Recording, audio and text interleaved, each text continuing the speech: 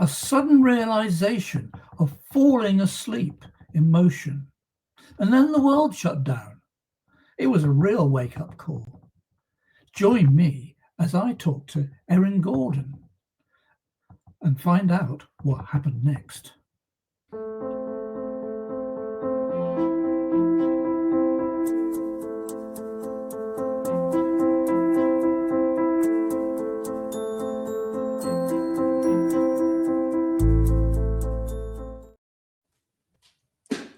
Eryn, welcome to the Nifty Travel Podcast. Thanks for having me. So great to meet you, Alex. Yeah, likewise. Now, one of the first things I always like to ask everybody is about your earliest memories of travel. Yes. Oh man. So I started travel pretty early. But my family was always on the move to try to see new places, but we didn't go super far. So we would always try to travel around my area of New England. And I was really, really lucky to see a lot of the northeastern part of the United States, even when I was pretty young. So we would spend a lot of weekends hiking or going up to the mountains in Maine, doing some kayaking. It was always very cool to have this kind of experience with my parents, even when I was such a young kid. And it definitely made me appreciate travel a little bit more when I started to see more of the world. Still, though, nonetheless, when I started to travel internationally, it wasn't until about late high school. And even then, I still had this like mind-boggling experience of, whoa, the world is really big. I had no idea, because you just see let's say in my case, I just saw my neighboring states, and that's your shell, So when you go outside of that shell, it's startling. So at least it was for me. So, what was your experience like growing up in your part of the world? You talked about some of the adventures in your own state and nearby. Yeah, well, one thing I will say is that New Englanders were really lucky when it comes to nature. I mean, we have some of the most stunning landscapes. The United States is full of beautiful landscapes. But there's just something so special about the woods here and about, having such a close proximity to the ocean, where you just have this massive, dense tree line that goes right up to the coast. And then you've got ocean right beyond that. And there's just something so magical about walking through the woods and then like coming to the edge of the world, or what it seems like in a way. And so I grew up with a deep appreciation for nature because as kids, and not to date myself, but when I was a kid, it was pre-cell phone, pre-internet. And so we were outside all the time. That's because there was nothing else to do, So after high school, or even in middle school, we had a lot of neighborhood kids that would, kind of do the quintessential thing where you get off the school bus, you drop your backpack, maybe have a quick snack, and then you're on your bicycle, and then you meet everybody in your neighborhood or your street, and then you go build a fort outside. And we were like circumnavigating our town like crazy, just all over the place, whether it was in the woods, like running through it, or on bicycles. And so it was definitely a very active lifestyle, at least that I had as a kid. And like I was saying to you, my parents were pretty intense into the like going out and seeing nature and going for hikes and looking at the ocean and going for swims and stuff. And I feel really, really lucky to have that so close to me because, especially there's just, there's certain areas where you might not have access to the ocean, or maybe you have access to lakes. So it's always very different depending on where you grow up. And I feel really lucky to have grown up here. So. Yeah, no, it sounds idyllic. I kind of lived mine in reverse. I started in the middle of the England, and now I live nearer the coast. Oh, no, awesome. Okay. So you mentioned living what it seemed like to be on the edge of the world. Of course, well, New England and states like that were the new world for Right. other people coming in the opposite direction. I live in the West, and there's a lot of sort of shipbuilding and ship's history, and of course, a lot of the Interesting. towns names have made it to your part of the world. Yes, yes, I know. It's so funny because it's kind of a joke in New England. Like we just were totally unoriginal when it came to naming places here. Everything is just new, New England, and so on. So, but yes, no, you're absolutely right. I mean, the towns that we have here are all quite often named after places in England. So, Yeah. So, what was your first inclination then to okay, so I've seen a little bit of America. I'd like to go further afield. What was your motivation or the spark? yeah, this is so great question. When I was younger, let's say in high school, or even in college, I was let's say I was I had some trepidation about traveling abroad. Like I mentioned, I had seen a lot of places in my area, but had never left the country. And so I was pretty fearful, to be honest, about going abroad, especially solo. So I did one school trip in high school, and that was like my initial. I actually went to England, and this was really my first interaction outside of the United States, and it was shocking. Um, but then when I was in college, I had felt like, okay, I really need to I need to try to get past this. So I studied abroad in Spain, and that was, I would say, my more formative experience of traveling because I went alone, and the other piece of this too is that in Spain, they speak Spanish, so unlike in England, where there were at least signs that I could understand, it wasn't the case when I was traveling and navigating in Spain. And I remember distinctly when I arrived, I was sharing an apartment with a couple of other people from my school. I went to a university that had a campus in Spain, in Madrid. And there was this moment when it was a free afternoon and I was by myself and everybody kind of was doing their own thing. And I was thinking, okay, well, now's my opportunity to go out and explore alone. And I remember being terrified to leave my apartment by myself. Like I was actually shaking, trying to put my key in the lock to close the door. And it was this moment where once you get past that fear and then you're outside and you're existing and I don't know, you're walking around in this place that's really different, but it's not completely different from places that you've seen before, and you're surviving and you haven't lost your mind yet. There's this moment where you're like, wow, I can actually do this. Like, where else can I do this? And so this was this unlocking moment for me where I felt like I could get past that fear of the unknown, and start to enjoy the unknown to some degree. And so that was a really big moment. I needed to have that in my journey. And so to be honest with you though, my journey into the profession of tourism did not start until later on in my career, until I was about late 20s.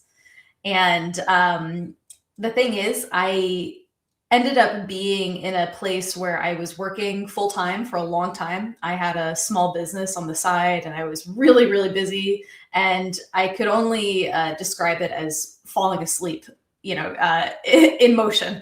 So just operating automatically without being really aware of the time going by. And so when the pandemic hit, and suddenly you could no longer go to places that you had once thought you could easily just hop on a plane and go to, it was almost this wake-up call for me where I thought, oh my gosh, I have to go see some places. I can't just continue doing this forever. So I ended up getting laid off from my role, and I thought it was the perfect opportunity to leave. So I ended up taking a TEFL certification and moved to South Korea to teach English there for a year.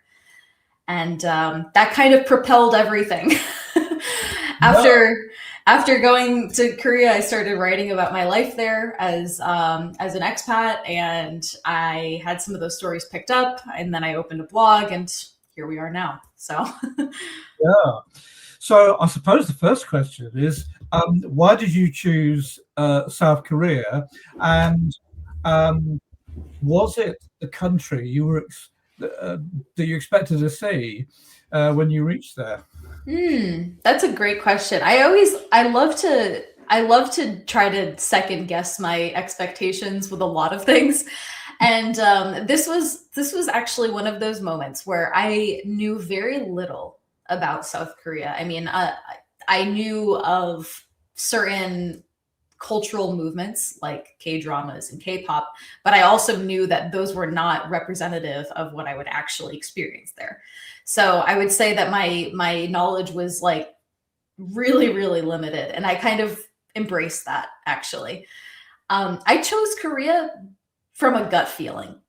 I couldn't even explain it to you better than that. I just, there were a lot of places that you could go to, even despite some of the limitations and the restrictions of COVID-19. And, at this time, a lot of places were also facing some lockdowns. So that did limit some options, but there were still lots of options to choose if you're going to stay there long term. So I was going through these different choices, and I just thought, well, I don't know, there's something that's calling me here. I felt like it was the right move. And so I kind of chalked it up to, if it's terrible, I'm only there for a year. So at least I can move on, and I think that this is something that I have actually taken in my philosophy of travel in general, which is to try to limit expectations as much as possible. And if it's not what you thought it would be, it's okay, because there's a lot of other places to experience, and there's always good things to experience about places too that you might not have expected. And I think a lot of it just comes down to outlook. So I tried to look at it as a glass half full sort of situation, where I thought, I haven't traveled in 7 years. I'm feeling really hungry to do it. So even if it's not what I expected, it's still much better than being sedentary and not going anywhere. Right. But it was a commitment you'd made to go and live somewhere else. So what did you discover about South Korea?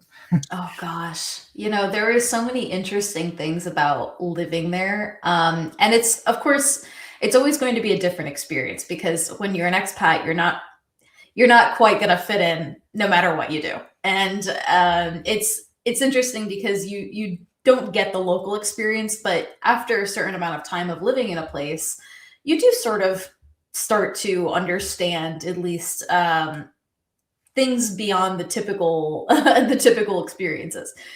And something that I learned really interestingly about Korea is that there's so many really cool subcultures there, with a lot of, in terms of music, in terms of style of dress. And a lot of this is also leaning from the younger generations. So, for example, in South Korea, it's still quite a Confucian society, and there is still a very much sometimes people refer to it as a we country or a me country, relating to how like individualistic some people are. And Korea tends to be a little bit more communal.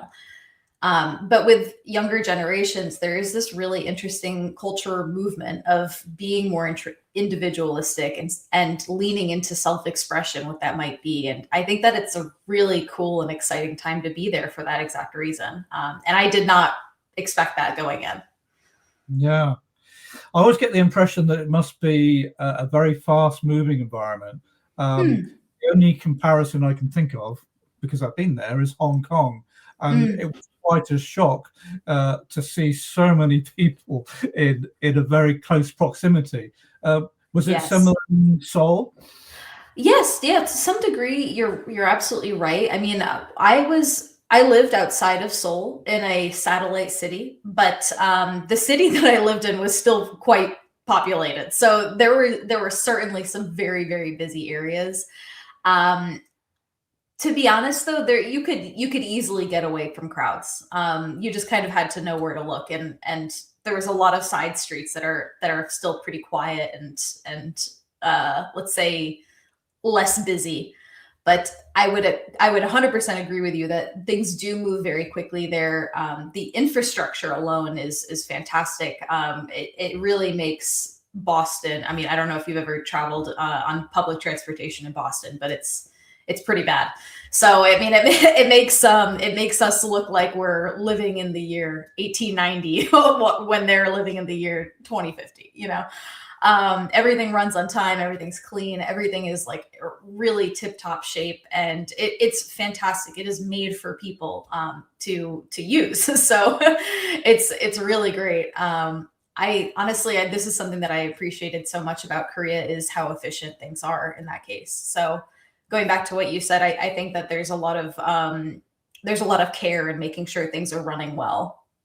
So yeah, and I suppose, well, you kind of alluded to it already, but it changed the way you think about.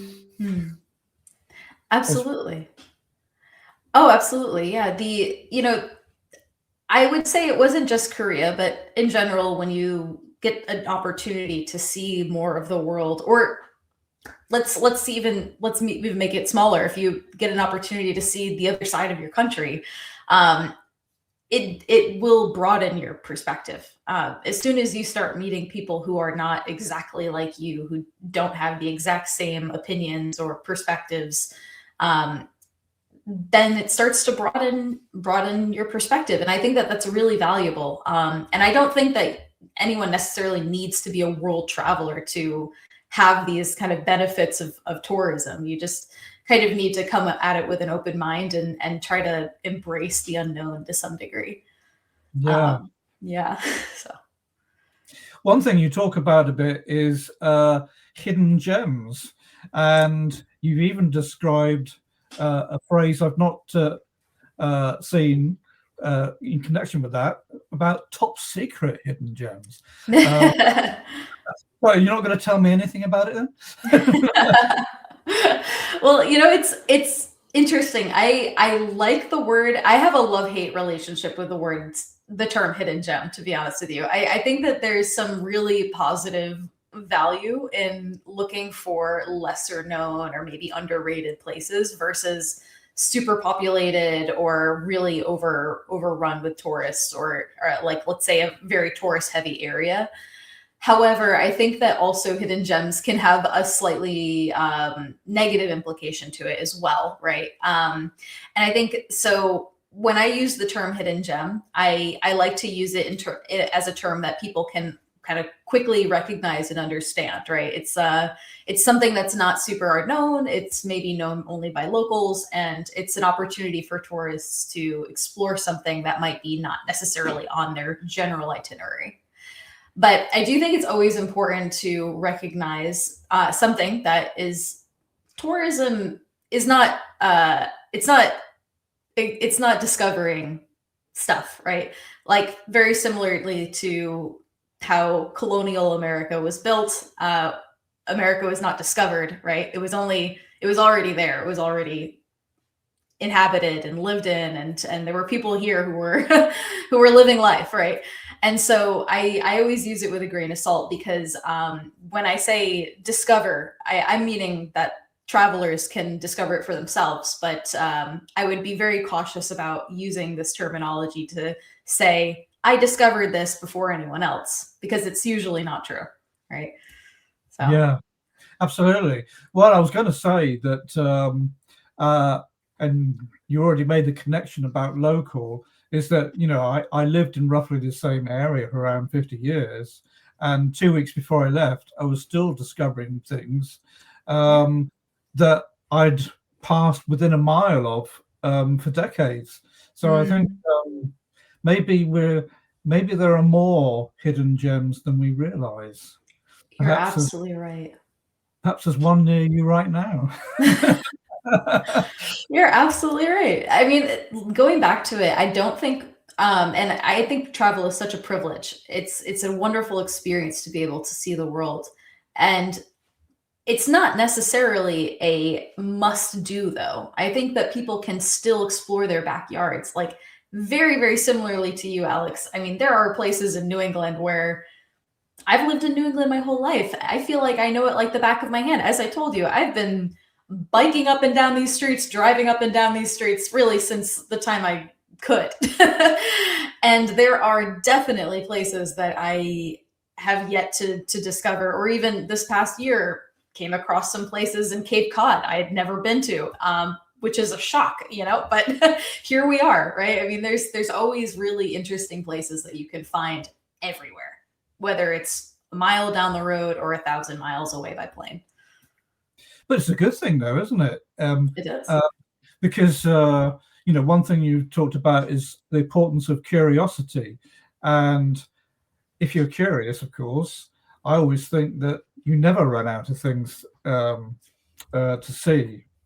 Right. So you're also interested in maps, and you've done several maps to identify hidden gems. So I've not seen that done very much. Can you tell me what inspired you to start creating some? Of course, yeah. So early on in my travels, and I will just say, like, going back into kind of the journey into the tourism industry as a, let's say, going from leisure travel to professional travel, I started to, very early on in my experiences, I was always trying to look for things that were kind of off the map. And it's not because I think I'm better than anybody for wanting to go off grid or go see something more local. It's really just because personally, I don't like crowds. I have kind of a panic when I am in a crowd. So I naturally will look for places that are not crowded. So that's kind of the first and foremost. But the second thing about it is that as I started to travel professionally, I saw some negative implications of too many crowds. And so this is what drew me to hidden gems and lesser known destinations. And of course, being a quote unquote hidden gem, it's not typically known. So I started to create these maps as ways that if somebody had a similar, let's say, philosophy on travel as me and wanted to find some of these places, but didn't want to do quite as much legwork. As you know, there's very often times you can go to a place 10 times. You could even live in a place and not know everything about it. And so I wanted to try to make it a little bit easier for travelers with that kind of mentality to find some of these places without having to go there 10 times or live there. If they want to just go for a 2-week vacation and see some of these lesser known destinations or attractions, they could easily pick up a map and find them. So. Yeah. Oh, well, it's an exciting thing to do. Yeah, absolutely. And I guess it also helps you to remember why those places were special to you whilst creating your maps. Oh, you're absolutely right. Sometimes I have created these maps basically from my own like saves in Google. So every time I go to a place, I have a folder, and then I save all of those things in that folder. And a lot of times when I'm creating the maps, I'm like, oh my gosh, that was so wonderful. I can't believe I went that, and then there's this, there's this nostalgia of kind of reliving these experiences and walking in my, path again. Yeah. Well, it's, our memories can play tricks on ourselves, can't they? And it never hurts to revisit what you've done. You're so right. Now, you mentioned over-tourism. It's becoming more and more of a thing. When did you first start noticing it? And have you kind of like have a feeling for, well, the pattern of why it happens and maybe what we should be doing about it? Yes, that's really good questions. So I will say, and I can bring this right back to Korea, when I was going there, as you could imagine, I was going into this country with very limited knowledge, as I told you, had really no introduction to Korea or Korean culture. And so before I traveled there, I was reading a lot of blogs. I was on blogs all the time trying to like get a semblance of like where I would be living and what kind of things there were to do in my city and Seoul and so forth. And like I said, while I was doing this, I was noticing there was kind of this repetition of let's say list-like items, where if you go onto a blog, it has 10 items of things that you have to do, and then you go to another blog and then there's the same 10 things, and then you go to another blog and then there's the same 10 things. And I kind of had this feeling like, well, there's got to be more to Korea than this. And so that's why I started to feel like, let me just go there without expectations and see what happens. And when I arrived, of course, there are these like really, really wonderful places to go, that are on the radar of tourism, and they're worth visiting. But there is a whole country beyond just these 10 things, and so this is what initially started to get me thinking about this, where I was like, wow, I'm living here. I'm not quite a local, but I'm not quite a tourist. I'm kind of in the middle. And I'm getting a chance to like see a very different side of this country that I really wouldn't have gotten if I was just here for 1 week or 2 weeks. And what a joy it is to realize that something is not exactly what you expected. And so that's how it first started. But I started to realize that over-tourism was a problem when I started to become a travel writer. So in my journey from teacher to writer, I started to talk about my experiences in Korea. I started to take on some projects in other countries as well. And one of those countries was Thailand. And I had gone there to write about elephant sanctuaries, actually. And so on my way to an elephant sanctuary, I was, again, pretty new to this whole thing in the tourism industry. I did not really know that there was really even a need or an interest in going to sanctuaries that often, but apparently it's a thing to do in Thailand. So I was kind of going with an open mind and, very low expectations about like what was going to happen. And when I arrived, I was thinking that it was going to be this like really cute, happy experience, but it was actually really solemn because the elephants in, let's say, all of the tourism industry in every single country that has elephant tourism, there is often an undercurrent of animal abuse, right? And so this was really the first time that I took this connection of there's tourism that can be very good for a place, and then there's tourism that can be very bad for a place and the people and the animals that live there. And this was the first time that really became apparent to me. And so it ties into over-tourism because there is this, when we think of over-tourism, we think of it in numbers, right? When a place becomes oversaturated with visitors, and then there are some negative implications that come from that, right? There's, let's say, too many crowds. It makes it difficult to navigate through the area. The place becomes a commodity more for the tourism industry than it does a place where people can live and support themselves. Prices and cost of living may go up for locals who live there. And so there are these negative implications that come from over-tourism when we think of it from a numbers perspective. But we can also think of it as just negative behaviors that we might not realize that we're contributing to, right? So for example, with elephant sanctuaries, a lot of them are not ethical, even if they claim to be. And unfortunately, for, I would say, the standard, let's say, 2-week vacation, when you're just trying to look for a place to go, it might not be obvious that you're going to a place that is ethical or unethical. And that's another piece of over-tourism that I think kind of gets overlooked because, again, there's not mass crowds going to elephant sanctuaries, but nonetheless, there is a market for them, and that's what keeps them going. The question, you had one quick thing about what we can do about over-tourism.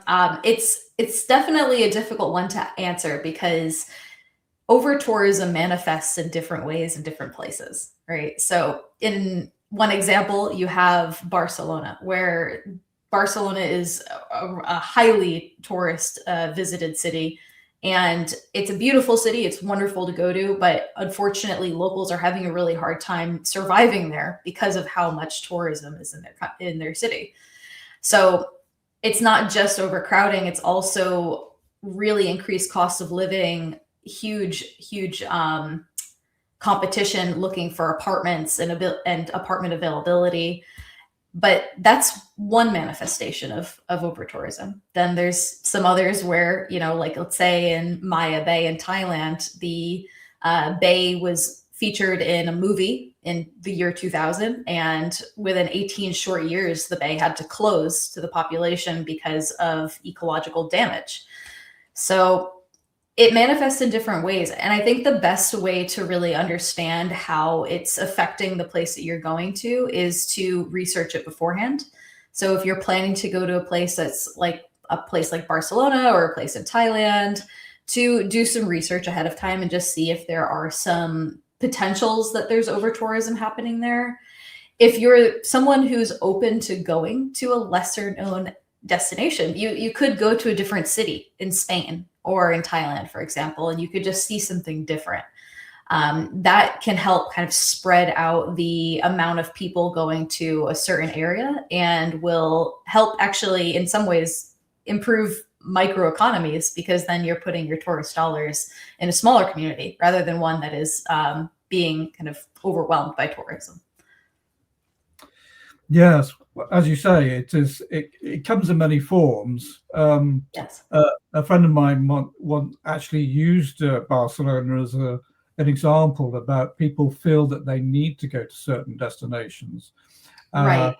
And they could have had a similar experience, he was saying to me, just staying 50 kilometers down the road, and they have a good transportation system. Absolutely. Yeah. So, but we've already talked about hidden gems. There are plenty of places to go that have very similar. So maybe what you were saying about doing your research is an important element of that. Absolutely. Again, it just goes back to this perspective of planning and just trying to understand what it is that you want to get out of the experience. In this age, it's hard to really, it's hard to understand really the purpose of tourism in a lot of cases, right? When we think about doing a bucket list, and it's like you have to go to these places, like in your friend's example, Barcelona. A lot of times people say that, but they don't actually think of like why they have to. Like what is it about Barcelona that you have to see? And again, it's a beautiful city and it is wonderful to go visit, but there are some really other wonderful places in Spain too. It's not the only place to go check out. And sometimes it just kind of comes down to knowing what your priorities are and why you're going there. And if it is something where you're open to going to some place that's a little lesser known or underrated, trying to find let's say a travel site or blog community that caters to that type of tourism, that will help you find some of those recommendations early on. Yeah. Well, I think this throws up an interesting conundrum, doesn't it? Because I think of, I've also been traveling for many decades, and one thing you notice are trends. It almost seems like we've been trained over many decades to travel in certain ways, and as you say, we stopped thinking about certain destinations as more than, I don't know, experiencing our own version of tourism, but in somebody else's backyard, instead of instead about thinking about what effect it's having. Because the one thing I've learned to embrace is when you go somewhere, it's an opportunity to ask the question why. Why is it interesting today? But why was it? Why does this place exist in the first place? Why do people live here? Which nicely leads into what you describe as the cultural and heritage of places that you like to visit. Absolutely. So, in your travel experiences, have you kind of been able to identify what are the best versions, and I believe you described it as staged tourism? Yeah. Can you give a few examples of each that you've seen? Yeah, absolutely. So I completely agree here too. You know, there's this element of tourism feeling like it's just a place where you go to have experiences. And a lot of times people fail to recognize that this is somebody's home. And there's these really interesting variations of life all around the world. And you know, one of the beauties of travel is that you get to realize that there's no right or wrong way to exist on this planet. There's a lot of different ways to exist. There's a lot of different cultures, different foods to eat, languages to speak, mannerisms to have. And so there's these elements of being able to be a student of the world, right? And so I think one of the best ways to travel is to adopt the student mindset, you know, as if you were actually walking into a classroom, not walking into an airport in a new country. Rather than thinking, I'm going to experience this and this is how this trip is going to go for me, thinking, what am I going to learn about this country? And what's the thing that's going to come into my brain and it's going to be the big takeaway for me. And I think having this kind of mindset of being open and receptive to new experiences really makes a huge difference in the overall sense of, let's say, awareness that you have for this place, but also I think it can enrich your experience too. A lot of times in some of my conversations with people who are interested in culture and heritage tourism or authentic tourism, there's a lot of different terminologies that you can use, but let's just say tourism that goes beyond just a standard itinerary. A lot of times people say, you know, I go to a place and I'm expecting it to be wonderful. I'm expecting to have this like amazing experience. And it just kind of feels like, you know, the same place over and over again, or I just kind of feel like I'm just running after something and I'm not achieving it, or I'm not catching it.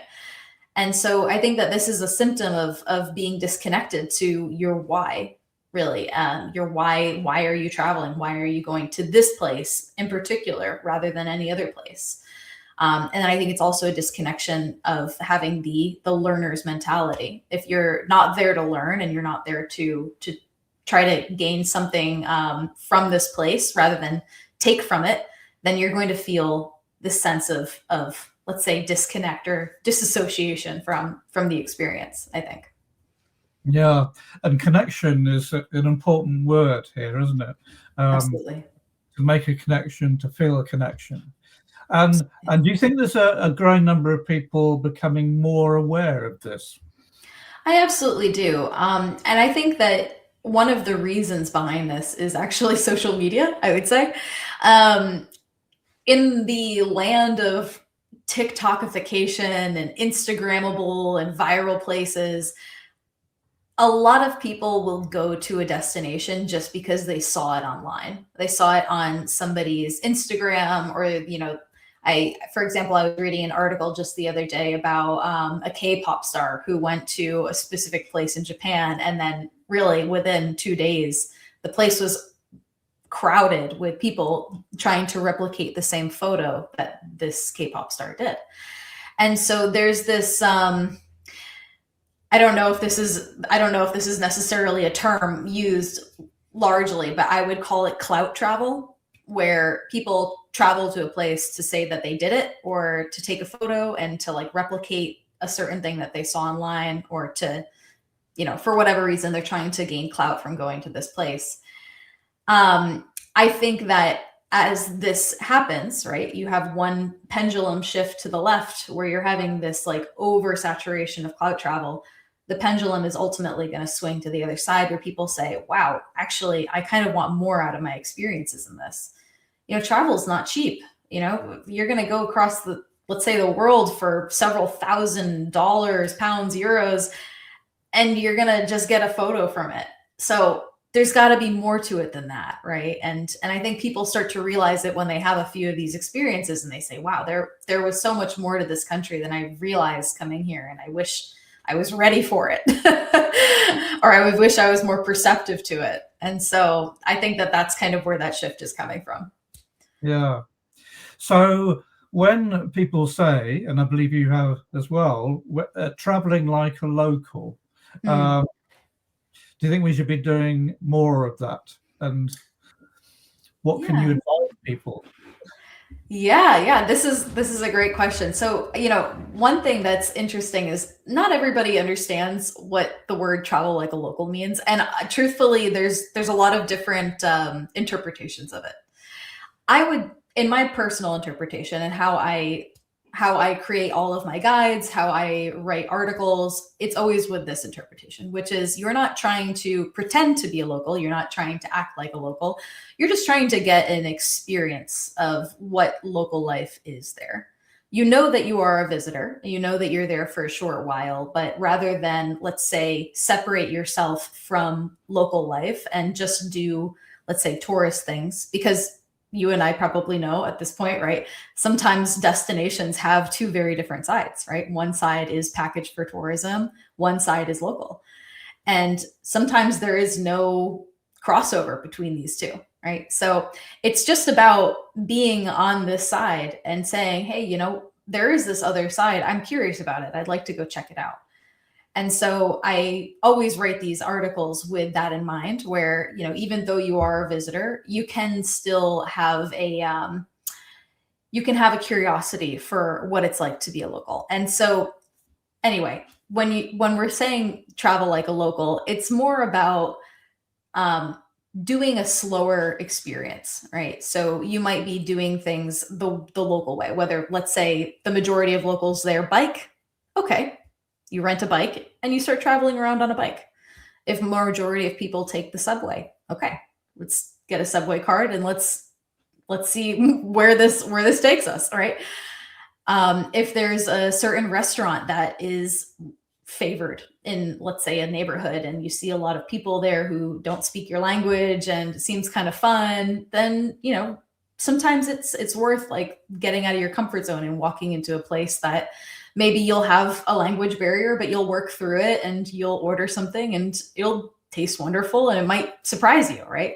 So it's all about just trying to be a little bit more open and receptive to what this other side offers. That might not be necessarily the top 10 list of things to do in this city.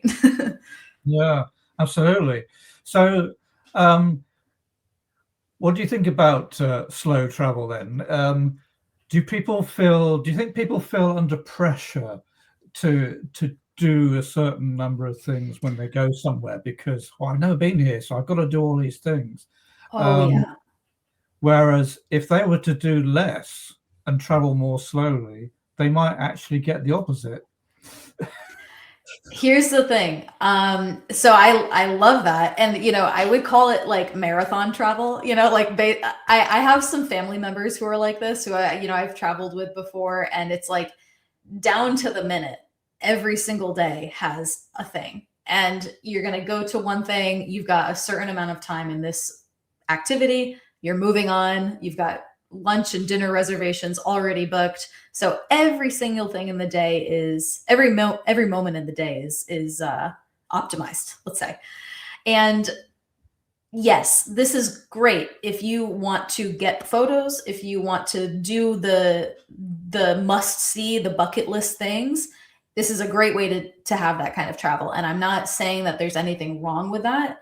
But I am saying that if you're the kind of person who gets, let's say, exhausted from that sort of experience, or you're the kind of person who wants a deeper experience, then that kind of travel gets old really fast. And so it really, again, it comes down to expectations and knowing your why you want to go see this place.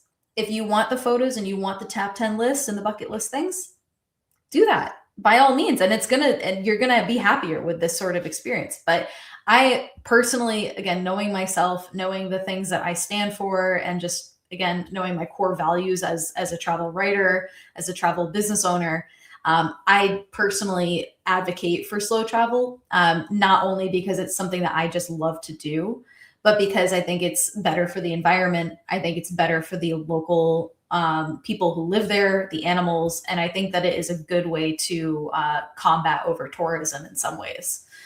And Yeah, I think honestly, I love slow travel.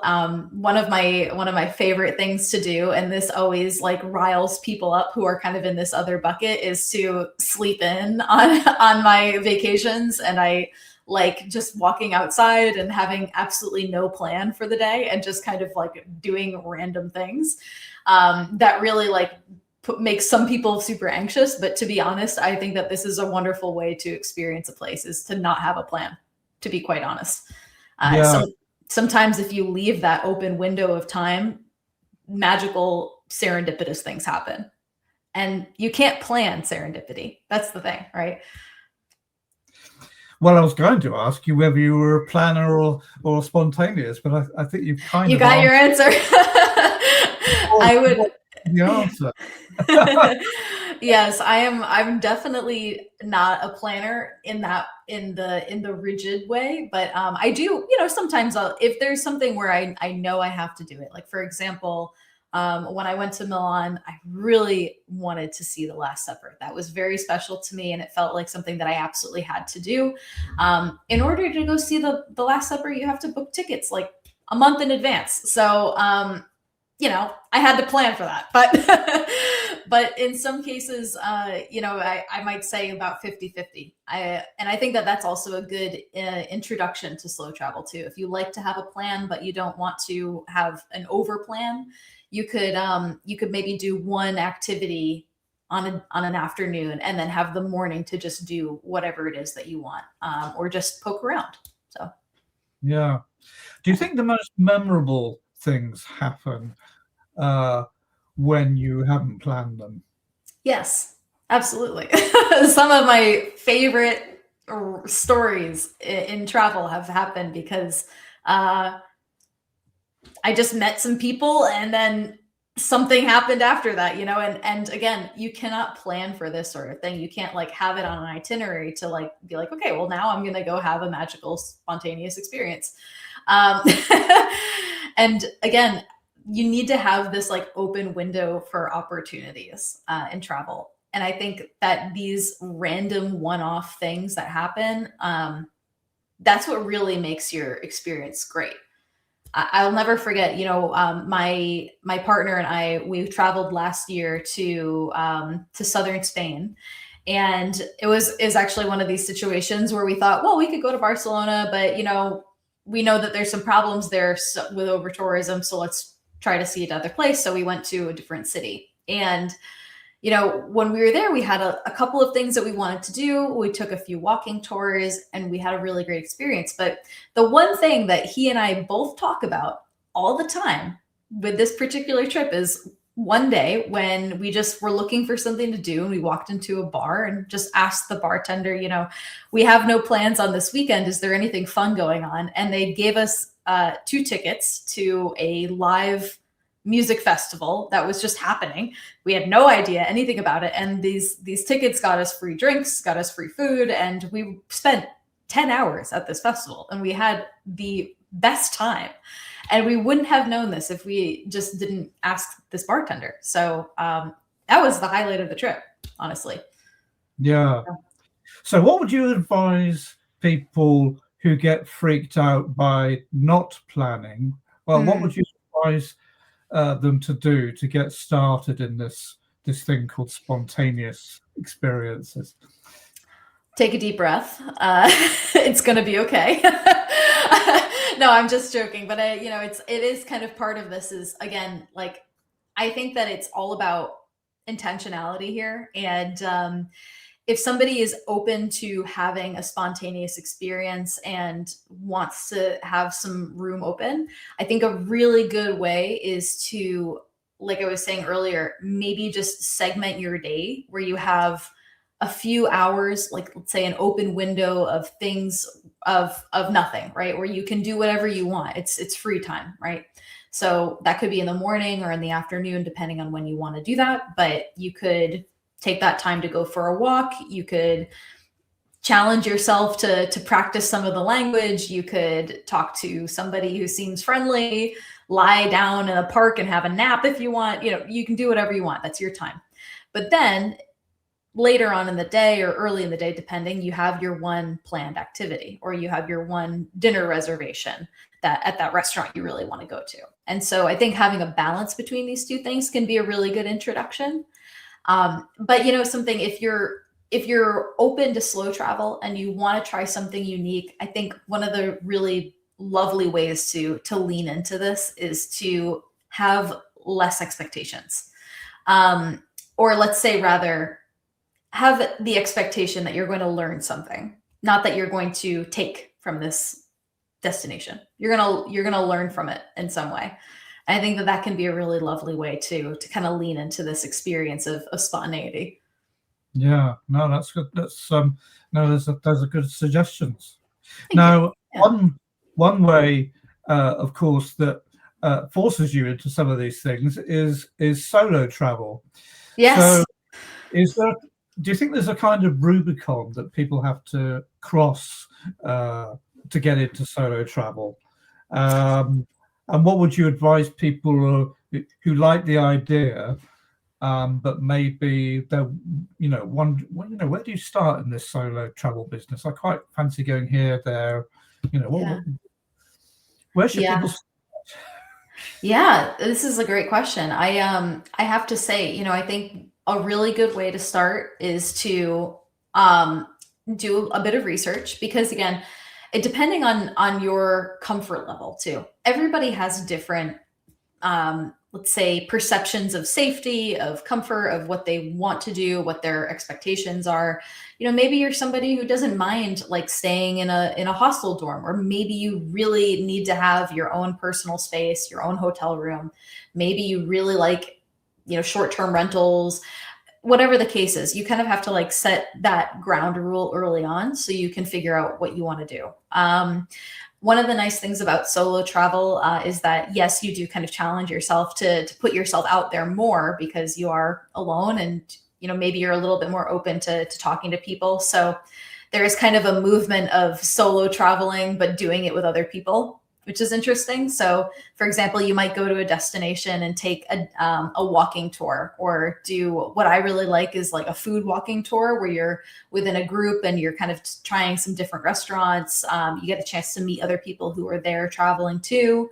And that can be a really good way to just kind of like get yourself comfortable, not only with the area you're visiting, because you're seeing it and you're walking around, but you can also chat with some people and get a bit more comfortable, opening up. And, just thinking about like how afraid I was, like in Spain, that first time when I was studying abroad, and I was shaking and I couldn't really walk outside because I was so nervous. I think one of the biggest things is just to understand that it's a journey of getting comfortable with yourself and the world. People have different varying levels of comfort.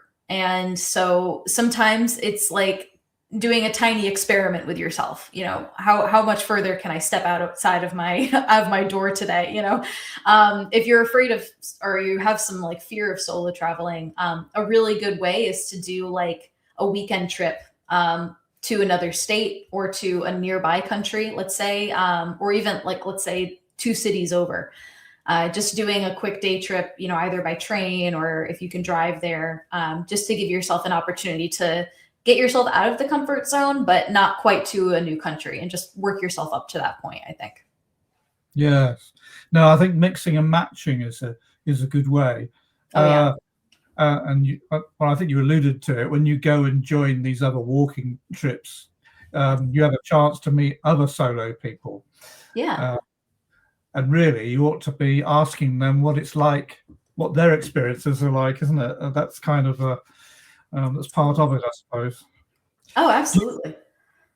So do you think that, having had the privilege to do a bit of traveling, that would you say you've reinvented yourself, or has it been purely evolutionary?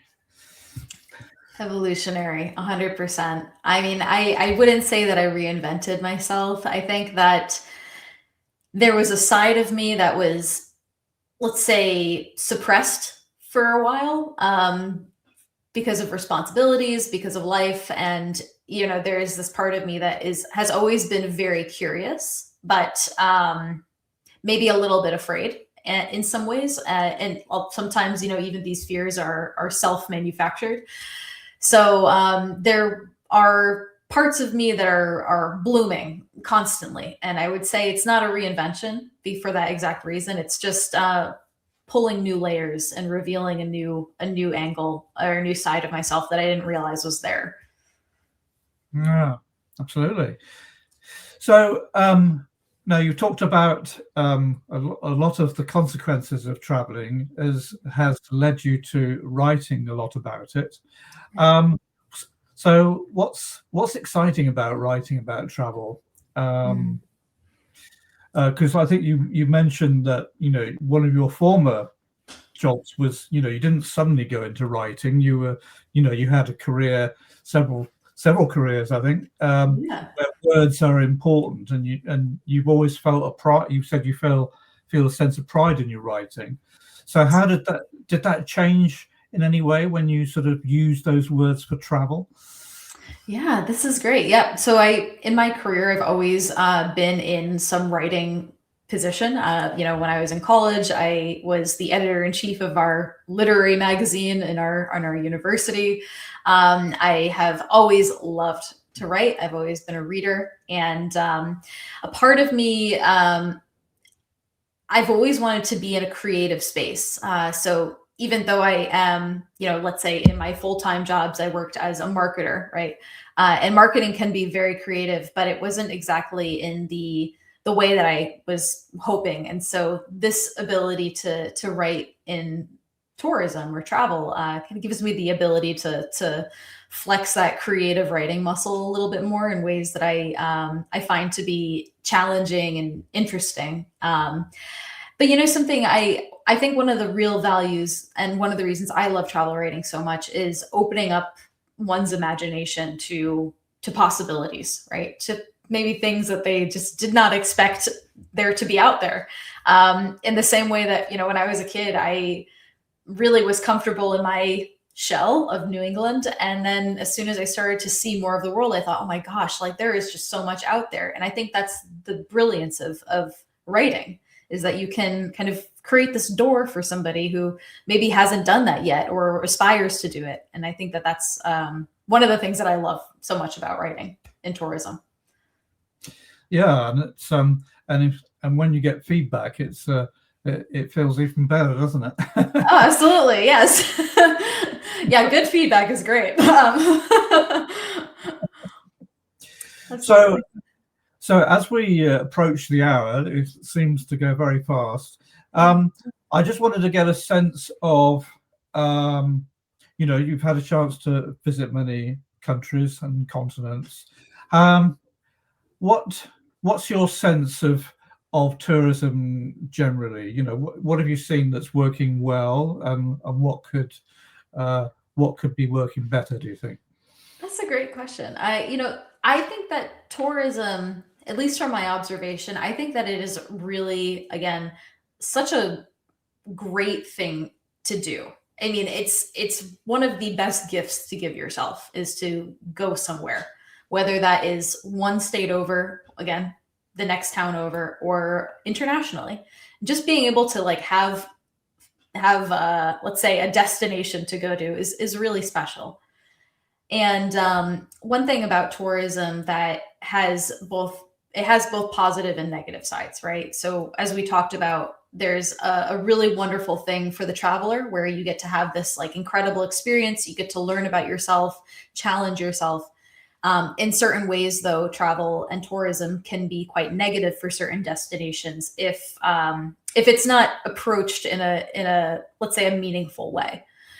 And so my primary observation from travel is that I think a lot of travelers have a wonderful perspective, and they just maybe need to ask themselves sometimes some deeper questions about the why, and have some curiosity to see maybe a very different side of their country of choice that they perhaps didn't expect before. And you can't be a traveler without curiosity, And so the whole point of getting out there in the first place is because you want to know about it. So just opening that new layer of questioning and being open to and receptive to new things, can really be a good way to open up that experience. Yeah, absolutely.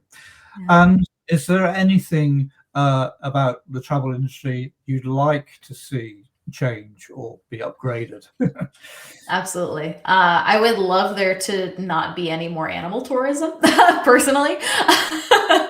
To some degree, I mean, I think that there are, especially as you go to certain destinations, every country has different laws surrounding animal tourism and how humans interact with animals. And I think that there are some layers of problematic behavior, let's say there, and it's very hard to maintain, right? Some countries have really strict regulations, some countries have no regulations at all. And so one thing I would love is for people to be a little bit more aware of how animals are used, quite honestly, in the tourism industry, and how they can either do something a little bit more sustainable, or not interact with animals in that way, so going back to elephant sanctuaries, I think there are some really actually quite positive sanctuary experiences in Thailand and some other areas in Southeast Asia. But I think that it can be really difficult to find the difference between an ethical and an unethical place, since some sanctuaries use the term ethical when they are actually not. So I would honestly like there to be less animal tourism, frankly. That would make me happy. So. But as you say, there are good versions, and Yeah. That's something that's part of tourism, isn't it? And perhaps there are lessons that can be shared that can make it better everywhere, not just in one place or another. Yes, absolutely. And I think sometimes it really just comes down to, again, doing some research and understanding what constitutes these differences. And, again, I think that there can be some really great ways to interact with animals and some not so great ways. So just knowing which one is which really can make a big difference. So, yeah, do your research. Yeah, for sure. Well, I could talk to you for hours, but sadly we've used our time up, and so I just want to express my heartfelt thanks for joining me today. It's been great having a chat to you, Eryn. Oh, Alex, it's been wonderful. Thank you again for having me on your show. This is a great conversation. So, anytime you want to talk again, we can. I'm happy to come on. So, thank you again. You're welcome.